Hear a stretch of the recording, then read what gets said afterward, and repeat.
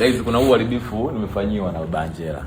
Sasa sijajua kama iko fair au sijajua, lakini mambo yote kayafanya Kiboti. Kaja hapa bahati nzuri sikuwepo. Nilikuwa nimeenda kufuata mahitaji.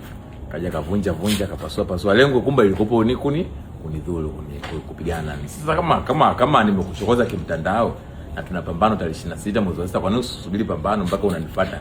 Afu unakuja ile kuharibu vitu kama hivi.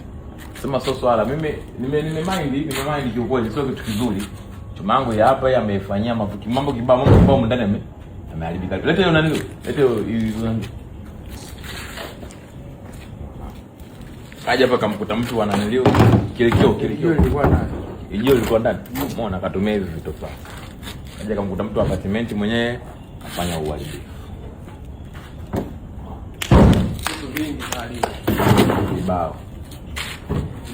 Sasa huu uharibifu uliofanyika, mzee nikwambia kitu kimoja, utalipia. Utalipia. Yaani utalipia.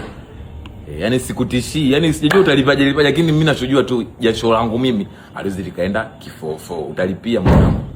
Walai tena utalipia. Una fight tarehe 26, yaani nakukafua vizuri tu na utalipia. Yaani utalipia. Mzee mimi natafuta hela kwa uchungu sana. Mzee mimi nachekesha na kuja na naweka vitu vyangu sawa, unakuja unavunja kifofo. Unalipia hiyo. Hiyo utalipia. Hamna noma. Utalipia. Wewe umeharibu hivi? Umeharibu gari. Mimi nitajua nifanyeje mzee.